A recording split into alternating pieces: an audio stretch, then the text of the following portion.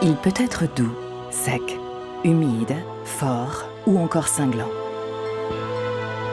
Il est invisible et pourtant le vent habille de son souffle chaque recoin de notre terre. Attribué à l'humeur des dieux durant l'Antiquité, il a longtemps fait peur aux hommes. Il est en effet à l'origine des phénomènes les plus destructeurs de la planète, avec les tempêtes, les ouragans, les tornades. Il façonne les paysages et aucun élément ne lui résiste. Il est aussi à l'origine de la vie, puisqu'il permet la pollinisation des fleurs. Il a donné naissance au moulin à vent, devenu aujourd'hui éolienne. Il a transformé l'humanité en transportant les bateaux vers des terres toujours plus lointaines. Aux côtés des chercheurs, vous plongerez au cœur d'un cyclone. Vous affronterez des tornades. Vous comprendrez ce qui fait avancer les voiliers et voler les avions. Vous découvrirez comment l'homme a appris à se protéger, mais surtout à tirer profit de la force du vent.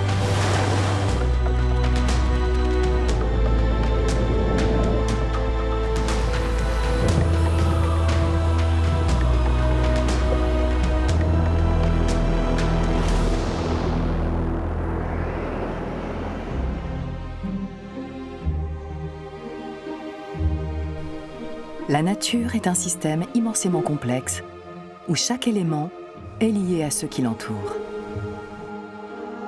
Animaux, végétaux, mais aussi terre, air, eau, tous sont les maillons d'une formidable chaîne qui maintient l'équilibre de notre planète. Cette organisation est telle que la moindre petite perturbation peut avoir des conséquences décuplées. Pour autant, le battement d'aile d'un papillon peut-il vraiment déclencher un ouragan à l'autre bout du globe?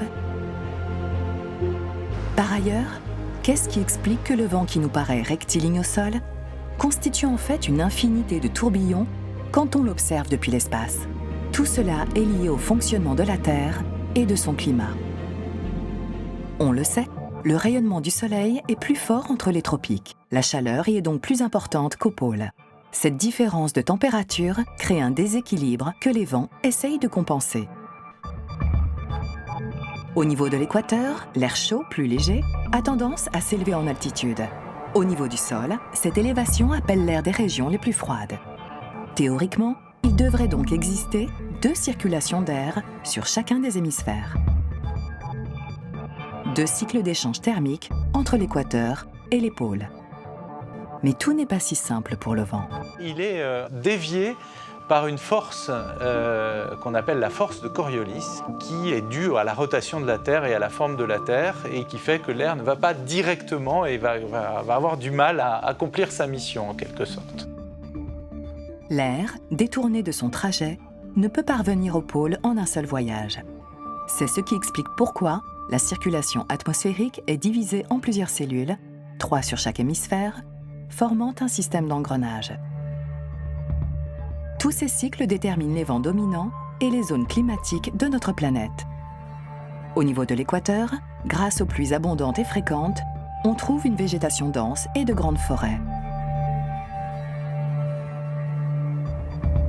À l'inverse, près des tropiques, là où l'air asséché redescend, il y a surtout de grandes zones désertiques. Si ce mécanisme est bien rodé, comment se fait-il que la météo ne soit pas exactement la même tous les jours et partout?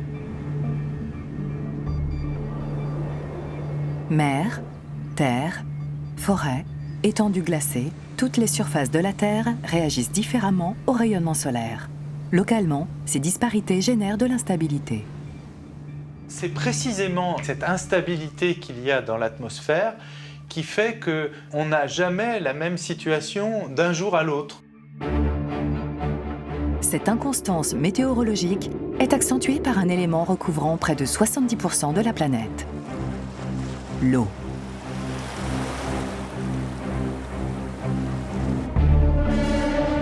Vents et océans sont étroitement liés.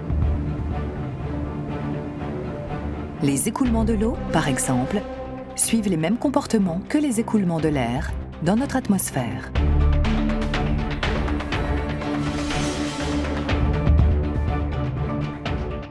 À la fois, les vents vont modifier la circulation de l'océan, mais l'océan aussi va modifier la circulation des vents, par le simple fait que les océans créent une surface qui est plus ou moins chaude et qui va donc agir sur les différences de pression entre plusieurs endroits sur la Terre.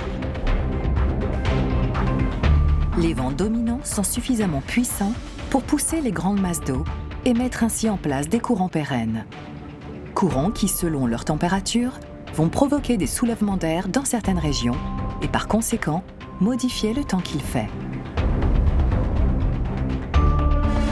Les courants marins ont une telle importance sur le climat qu'on leur donne même des noms. El Niño, par exemple, désigne un phénomène océanique de grande échelle, caractérisé par une température anormalement chaude dans certaines zones de l'océan Pacifique.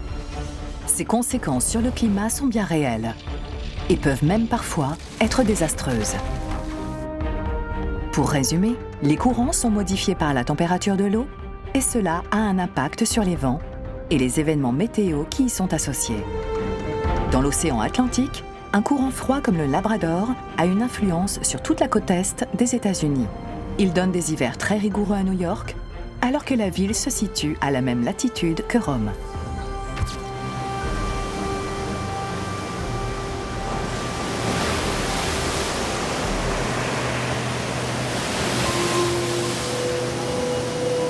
Mais la relation entre océan et vent ne s'arrête pas là. Sur les mers, le vent a aussi une action visible puisqu'il provoque des vagues. Cette agitation de l'eau a pour conséquence d'oxygéner les océans et donc de maintenir un environnement propice aux formes de vie marine.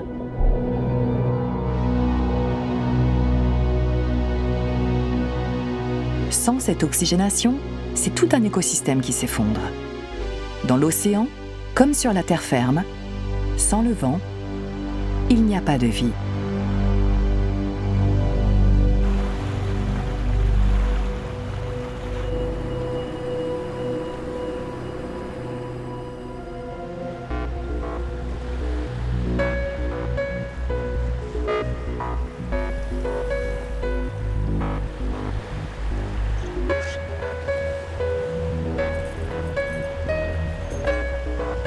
Bertrand Vial fait partie de ces hommes qui tentent de dompter la mer. En hissant les voiles de son catamaran, il transmet à ses deux fils un héritage affiné par nos ancêtres au fil des siècles.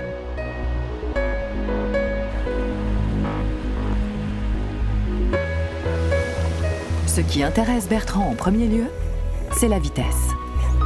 Et pour traverser les mers en un temps record, il n'utilise pas n'importe quel bateau. Avec sa structure entièrement en carbone, un matériau solide et léger, ce catamaran de sport est conçu pour littéralement voler au-dessus de l'eau. Et s'il ne fait que 6,20 m de long, son mât, lui, culmine à plus de 10 mètres. Le fruit de recherche de pointe en architecture navale. Aujourd'hui, les bateaux les plus rapides vont jusqu'à 40-45 nœuds, ce qui correspond quasiment à 85-90 km/h.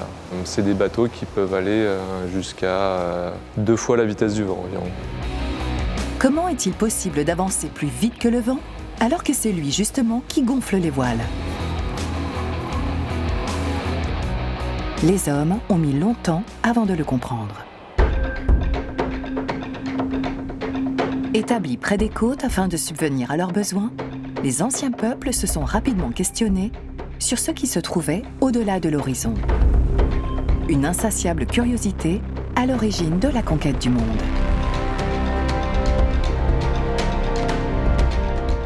Avant d'inventer la voile, l'homme a eu l'idée d'utiliser ce qui flottait. Donc à la limite, c'est le tronc d'arbre.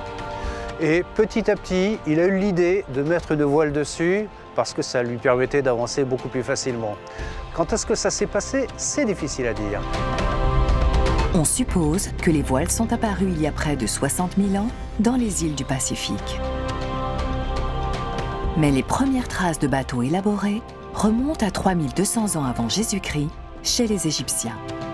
Le peuple du Nil utilisait notamment des barques pour les rites funéraires des pharaons, des embarcations censées permettre aux souverains de rejoindre l'au-delà et la vie éternelle. Ces représentations montrent que bien avant les autres civilisations, les Égyptiens maîtrisaient la navigation. À cette époque-là, donc, les Égyptiens ont conçu une sorte de voilier. Ils ont commencé à faire un mât. À ce mât-là, ils ont au départ conçu une voile. Elle était plutôt étroite, assez haute. Et puis petit à petit, ça s'est élargi. Le premier réflexe de l'homme est d'utiliser le vent comme une poussée. Il tend simplement une grande toile carrée en travers du vent et se place dos à lui. Mais avec cette technique, choisir sa direction reste compliqué. C'est pourquoi pendant des siècles, les voiliers ont été munis de rames. De quoi aider les Vikings à découvrir l'Amérique 5 siècles avant Christophe Colomb. Dans certaines régions, les rames seront utilisées jusqu'au début du 19e siècle, tant l'utilisation du vent est complexe. Son souffle est capricieux. Il peut pousser un bateau, mais aussi l'empêcher d'avancer. Le problème de la voile, c'est toujours ça. Si on veut aller par là, mais si le vent vient contre nous, c'est le problème. Comment faire pour remonter au vent? Pour remonter au vent, il faut orienter sa voile. En fait, ce ne sont pas un, mais 2 vents qui se combinent pour faire avancer un bateau. Le premier est le vent qui souffle sur la mer. On l'appelle vent réel. Le deuxième est celui provoqué par le déplacement du bateau. C'est le vent vitesse. Les 2 se combinent et forment le vent apparent, celui que l'on ressent quand on est à bord. Une partie de ce flux passe à l'intérieur de la voile et fait augmenter la pression.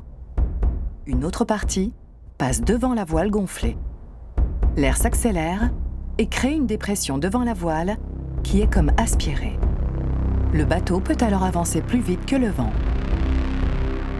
Mais lorsque le voilier est dos au vent, il n'est poussé que par le vent réel. Le vent vitesse, lui, qui arrive face au bateau, tend à le freiner.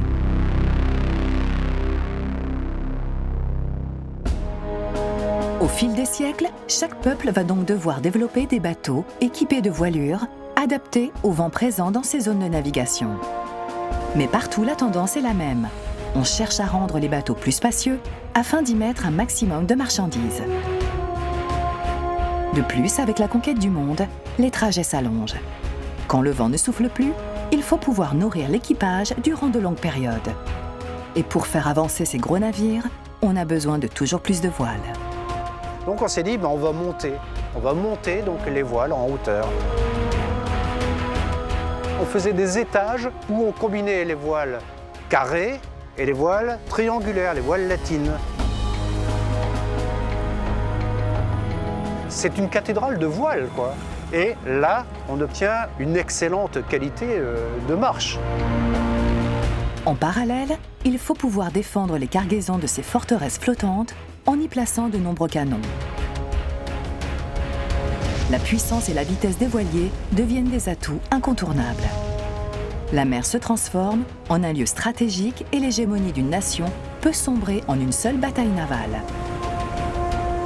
Lors de l'été 1558, l'Armada Grande du roi Philippe II d'Espagne, constituée de 130 vaisseaux et 30 000 hommes, tenta d'envahir l'Angleterre. 8 jours durant, tempêtes et navires anglais malmenèrent puis décimèrent la flotte ibérique, mettant fin à la suprématie navale espagnole.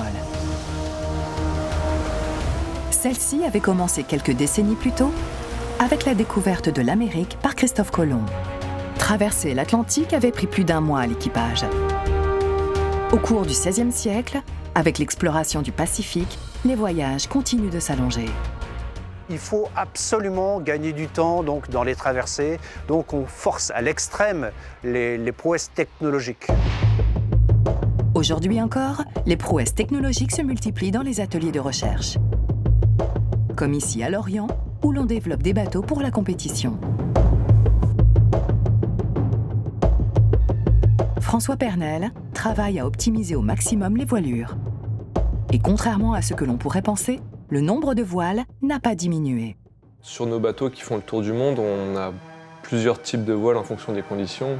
Plus il va y avoir de vent, plus on va diminuer les surfaces de voiles parce que c'est très compliqué de gérer ces voiles quand il y a beaucoup de vent. Donc, comme on peut le voir ici sur le modèle, il y a vraiment toute une garde-robe de voiles qu'on va retrouver en fait dans des schémas comme ça, en fait, qui sont les tableaux d'utilisation de ces voiles-là.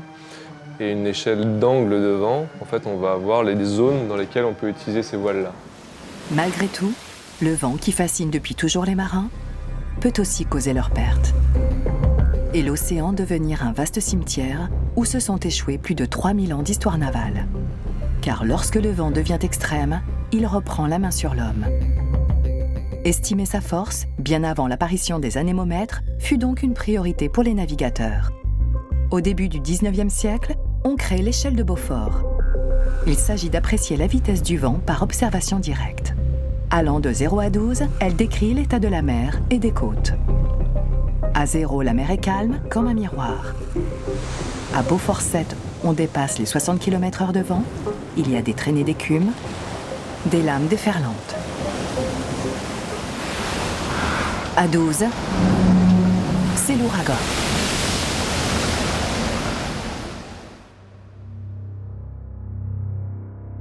Nous sommes à Miami, au début du mois de septembre.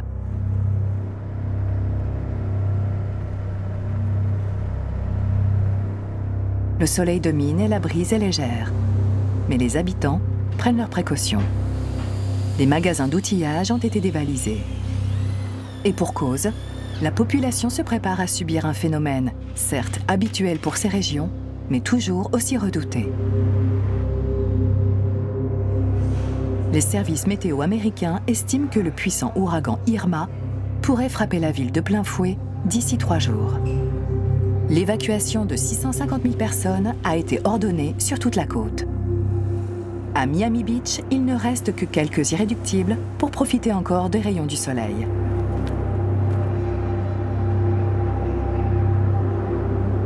Ces scènes semblent tirées d'un film apocalyptique.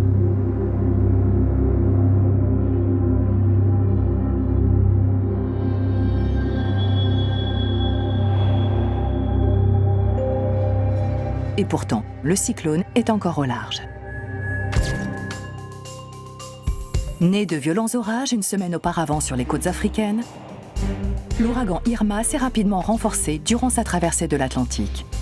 Une fois qu'il est formé, sa vie va dépendre essentiellement de 2 facteurs, de la température de l'océan qu'il va rencontrer et de l'absence de cisaillement dans l'atmosphère. S'il y a très peu de différence de vent, il va pouvoir se développer et ne pas être perturbé par l'environnement des vents en altitude.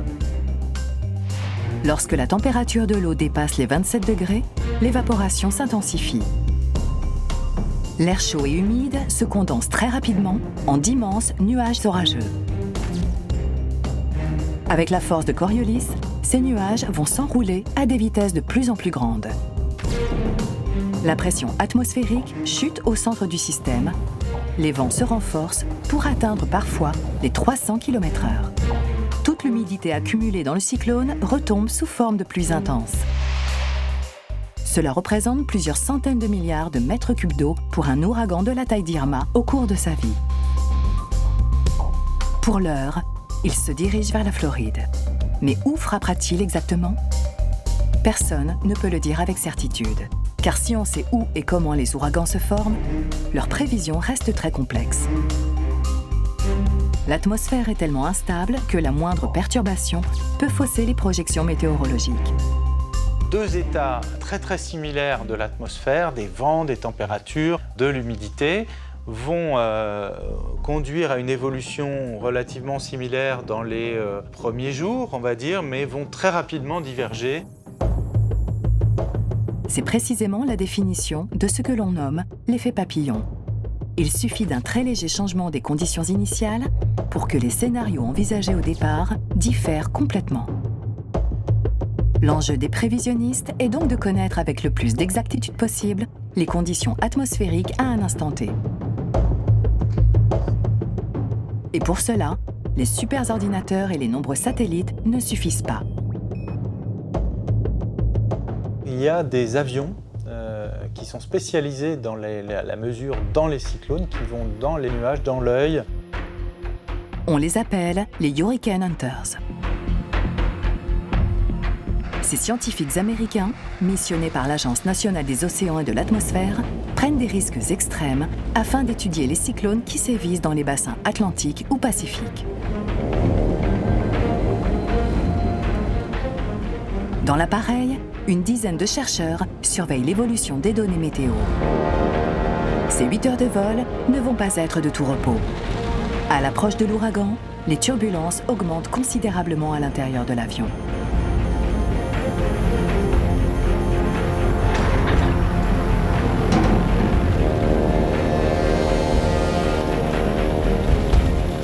On a une ceinture en fait de vent qui s'accentue lorsqu'on se rapproche du centre, et la bande réellement dangereuse, elle se situe dans ce qu'on appelle le mur autour de l'œil de l'ouragan, alors que dans l'œil, les vents sont très calmes.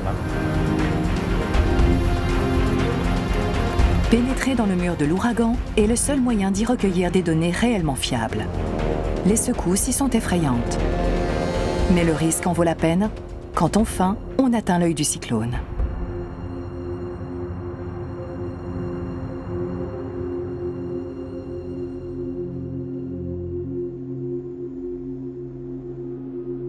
Ce répit de courte durée permet de préparer les sondes qui devront être expulsées de l'avion. Ces grands tubes contiennent des capteurs météo et sont lâchés à intervalles réguliers au cours du trajet. Équipée d'un parachute, la sonde peut enregistrer des données tout au long de sa descente. Afin de quadriller l'ouragan, l'avion de la NOAA doit effectuer plusieurs passages dans son œil.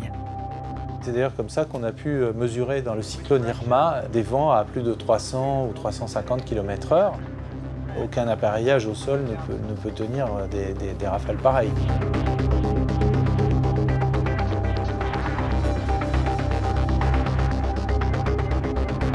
Malgré tous les moyens mis en place pour comprendre et prévoir au mieux ces phénomènes, l'impact reste inévitable.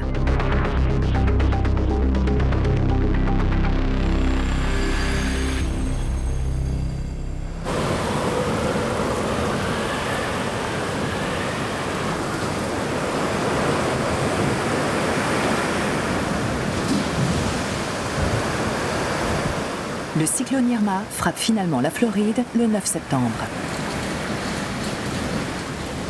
Ces rafales dépassent les 200 km/h.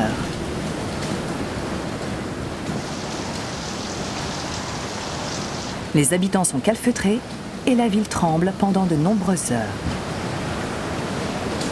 Alors que des débris sont arrachés des bâtiments, les pluies sont sur le point de provoquer des inondations nocturnes désastreuses.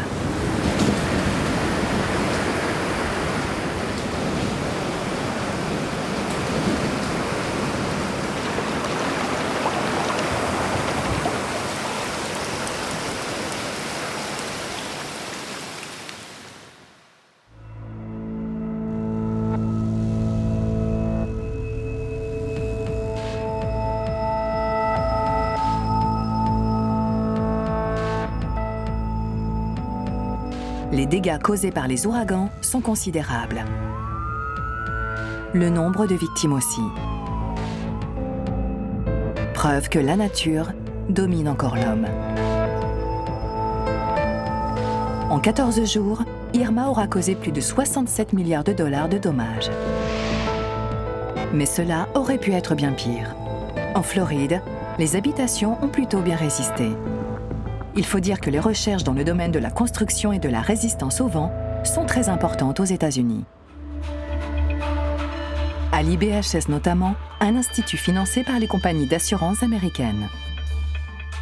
On y fait des tests grandeur nature afin d'établir des standards de construction pour les maisons. Capteurs, caméras et gigantesques souffleries permettent d'analyser un maximum de paramètres.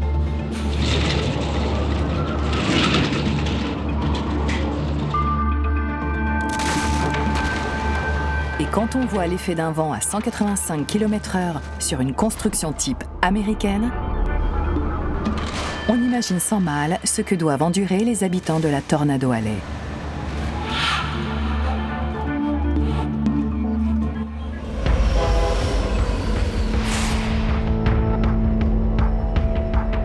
Car les ouragans ne sont pas les seuls à faire beaucoup de dégâts. Un Un autre phénomène météo produit des rafales de vent encore plus virulentes. Particulièrement dans les grandes plaines du centre des États-Unis, où les rencontres de masses d'air contrastées sont à l'origine d'orages extrêmement puissants.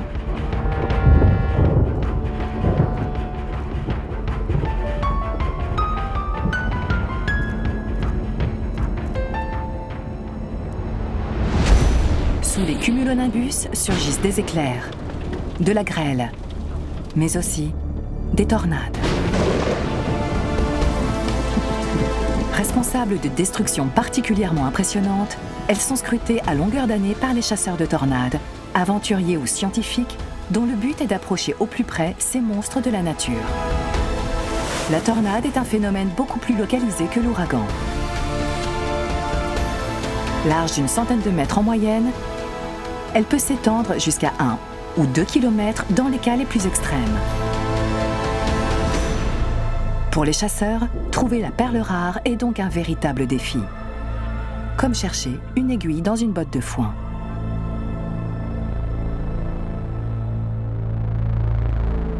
Les vents sont capitaux dans la formation des tornades.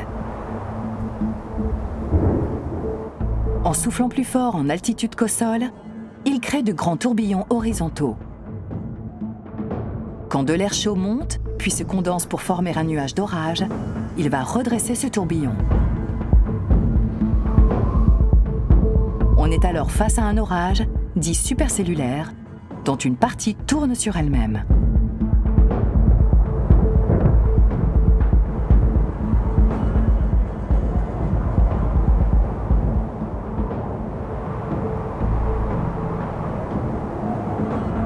Quand l'instabilité de l'air et l'humidité sont suffisantes, la rotation s'accélère et un tourbillon s'étend en direction du sol, sous la base du cumulonimbus.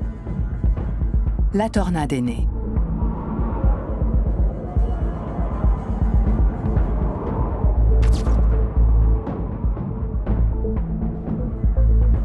Elle aspire tout sur son passage, ne laissant aucune chance à ceux qui auraient le malheur de la croiser.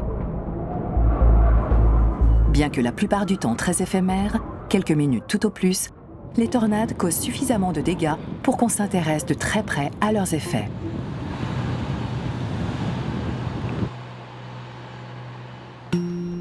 Dans l'Iowa, à l'Université d'État, on a même construit une machine unique afin de répondre à ces enjeux.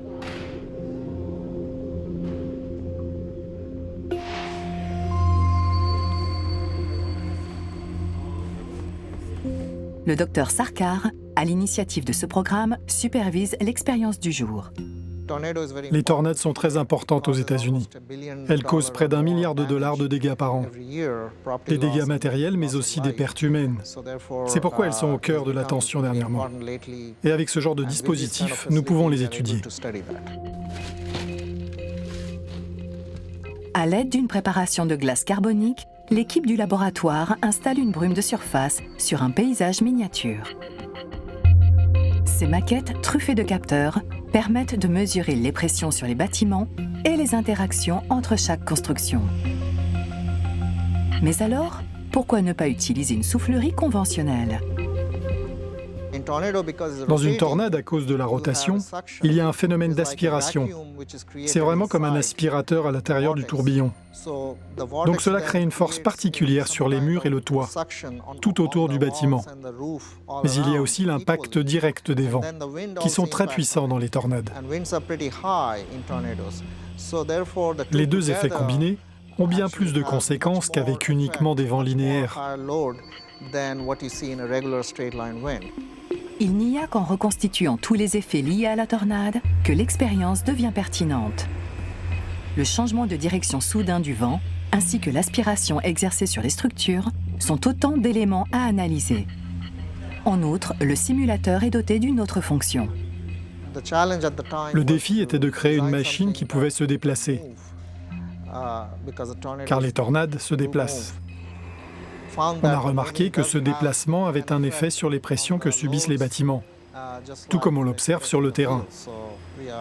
Donc nous sommes en mesure de recréer de façon très fidèle ce qui se passe dans la réalité.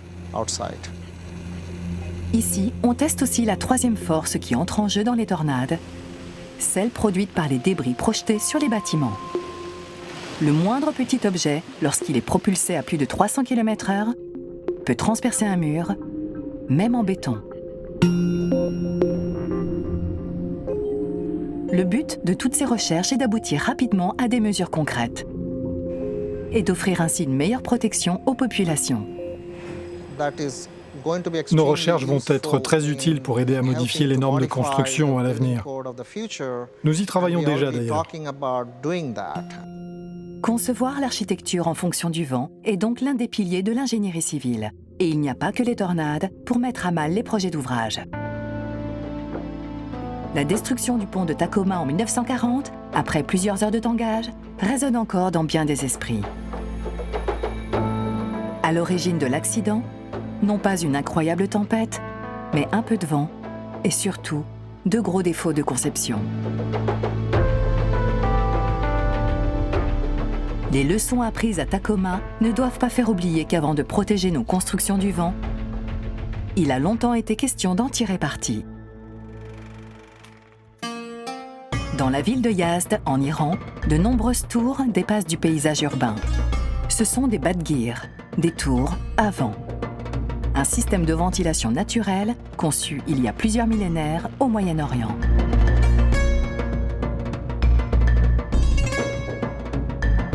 Construite avec un mélange de terre et de paille, la tour à vent possède des parois en forme de X afin de faire entrer l'air de l'extérieur et rafraîchir le bâtiment situé en dessous. Lorsqu'il y a du vent, il entre par un ou deux conduits et descend le long de la tour. Cela a pour effet d'augmenter la pression dans la pièce et de repousser l'air chaud par les autres conduits. Lorsqu'il n'y a pas de vent, le soleil chauffe les parois et l'air contenu à l'intérieur du bâtiment. Ce dernier remonte par convection et crée un appel d'air dans la pièce qui se rafraîchit. À l'inverse, la nuit, l'air frais descend et chasse la chaleur de l'édifice. Un principe tellement efficace qu'il a traversé les siècles et se retrouve aujourd'hui sur les plans des architectes contemporains.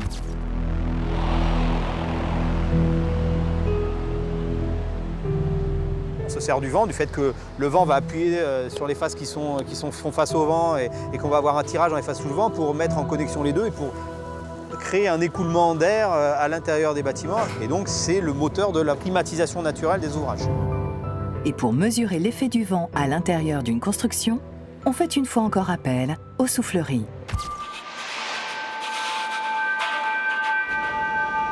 Au laboratoire aérodynamique Gustave Eiffel à Paris, on réalise justement des expériences sur des projets de bâtiments favorisant l'aération naturelle.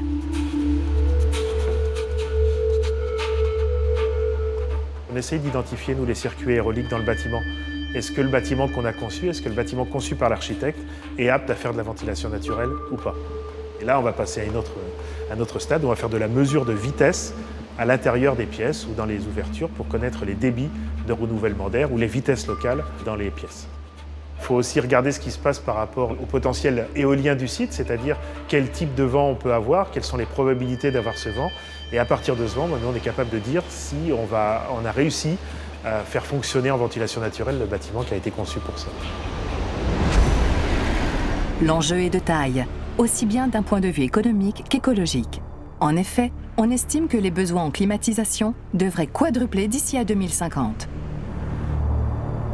Notamment parce que l'accroissement de la population se fera majoritairement dans les pays chauds. Une équation complexe à résoudre quand on pense qu'il y a déjà plus d'1,5 milliard de climatiseurs dans le monde et qu'ils sont particulièrement gourmands en énergie électrique.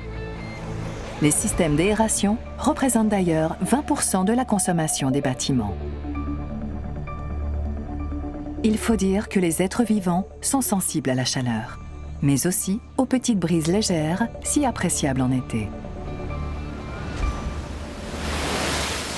Car le vent a un effet sur la température corporelle. Du fait de l'activité métabolique de notre corps, nous produisons de la chaleur. Une partie de cette chaleur constitue une mince couche thermoprotectrice à la surface de notre peau. Le vent a tendance à dissiper cette couche. Plus il souffle fort, plus la température que l'on ressent est basse. En hiver, dans les pays aux conditions les plus rudes, ce phénomène peut s'avérer mortel. Distinguer température réelle et température ressentie est donc devenu un élément essentiel des bulletins météorologiques. Par exemple, par moins 10 degrés, si le vent est de 30 km/h, le froid ressenti approchera les moins 20 degrés.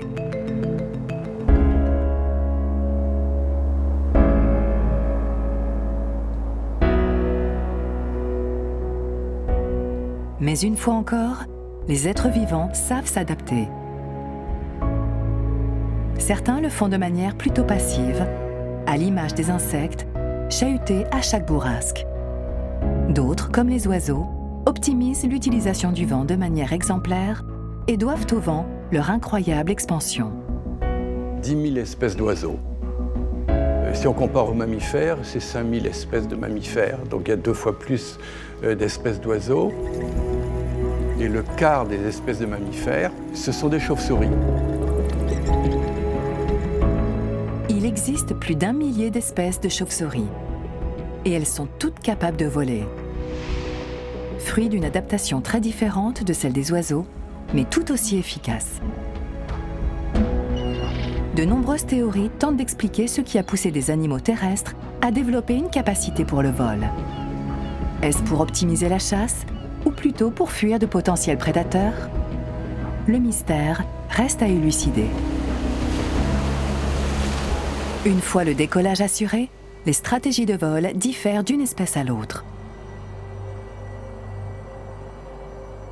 Prenez des vautours, ce sont des très très bons planeurs et ils vont essayer de dépenser le minimum d'énergie pour maximiser la surface qu'ils vont pouvoir explorer pour voir s'il y a des carcasses. Si vous prenez un colibri, lui, il est capable de faire du vol stationnaire, il est capable de voler en marche arrière. De quoi subvenir à leurs besoins, à quelques battements d'ailes ou bien à l'autre bout du globe. Les sternes arctiques, par exemple, peuvent parcourir plus de 10 000 km sans escale et jusqu'à 70 000 km au cours d'une seule année. Une prouesse rendue possible par leur bonne maîtrise des vents dominants. Autre preuve de l'ingéniosité des animaux à plumes, l'optimisation aérodynamique, ou comment utiliser le battement d'aile du partenaire situé juste devant soi. En tête de formation, les oiseaux leaders fournissent l'effort le plus important. Sur le bord de leurs ailes, ils se forment des tourbillons qui exercent une force portante pour l'individu suivant. Ce dernier dépense donc moins d'énergie pour voler.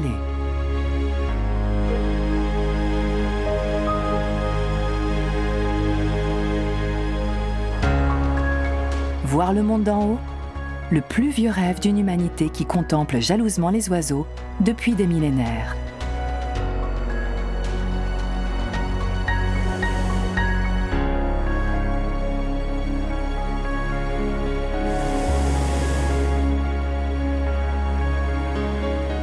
On est cantonné quand on est piéton ou quand on est navigateur à un espace qui est en 2 dimensions, finalement, on est tout le temps sur le sol. Alors que là, le fait de s'élever, on conquiert la 3e dimension et d'un seul coup, on a le point de vue de Dieu. Donc je pense que ça a toujours fait fantasmer un petit peu les hommes.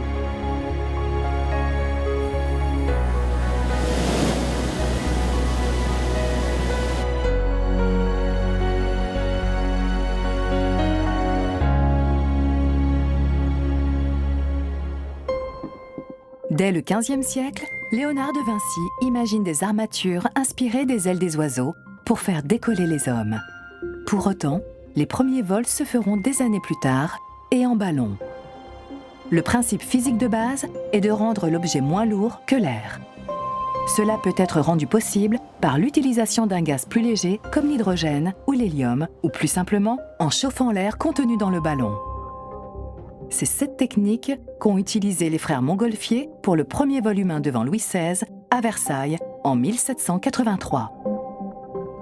Le ballon était en tissu et l'intérieur tapissé de papier collé. Rien d'étonnant pour des papetiers de profession. Très vite, on cherche à rendre les ballons dirigeables en leur adjoignant des moteurs. Mais de par leur énorme surface, ils sont beaucoup le jouet des vents et de la météo. Un dirigeable peut avoir une vitesse négative, c'est-à-dire qu'il peut reculer sous l'effet du vent. Donc ça rend le système pas hyper opérable. Et c'est ce qui va contenir en fait les germes de leur disparition au début du XXe siècle. Sans compter la dangerosité des gaz inflammables. En 1937, le célèbre dirigeable Hindenburg a vu ses 190 000 m3 d'hydrogène brûler en seulement 34 secondes. Un tiers des passagers est tué dans la catastrophe. Tout aussi dangereux, mais uniquement pour la personne pratiquante, le vol plané. Jusqu'au début du XXe siècle, beaucoup d'inventeurs fous y ont laissé la vie. Le premier à contrôler la trajectoire de sa machine fut Otto Lilienthal. Entre 1891 et 1896, s'inspirant du vol des oiseaux, il a effectué plus de 2000 vols planés. En s'élançant depuis une colline, il cherchait à acquérir un vent apparent suffisant pour que ses ailes puissent prendre appui sur l'air. Voilà donc le secret du vol. Pour y parvenir, il faut créer son propre vent. L'aviation allait pouvoir naître. Avec les ballons, la portance était aérostatique. Le mot est important, c'est-à-dire qu'il n'y avait pas besoin de se déplacer, pas besoin de mouvement pour créer de la portance. Avec les avions, la portance, elle est dite aérodynamique. Et le grand principe de la portance aérodynamique, c'est d'intercepter ce courant d'air qu'on crée en se déplaçant par une surface qu'on appelle une aile, qui va dévier finalement ce courant d'air vers le bas. Et quand on a dévié vers le bas un courant d'air, on récupère une portance vers le haut. C'est ce qu'on appelle la portance aérodynamique.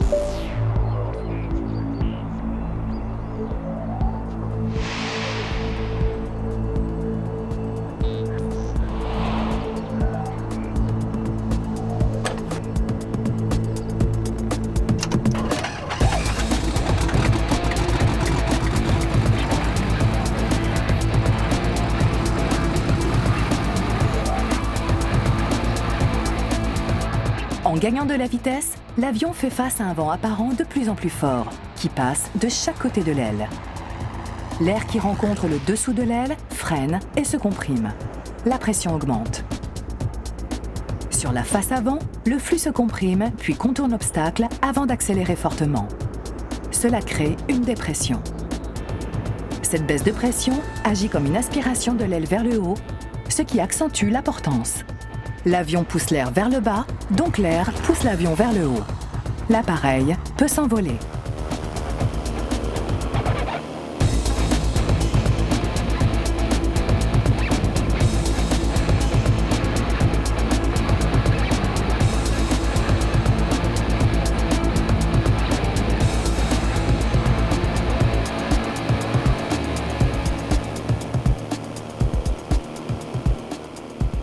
Les avions de ligne modernes sont très bien optimisés, mais si on veut aller plus vite, ce qu'on a voulu faire par exemple avec Concorde ou avec les avions de chasse modernes, il va falloir attaquer des lois physiques un peu différentes.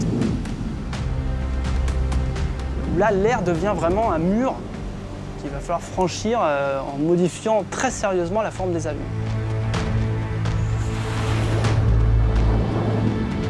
Si on veut aller encore plus vite, avec des vitesses de 4-5 000 km/h, là, ça devient carrément le mur de la chaleur, c'est-à-dire que les frottements deviennent tellement intenses que ça chauffe trop et on a des problèmes thermiques qui arrivent.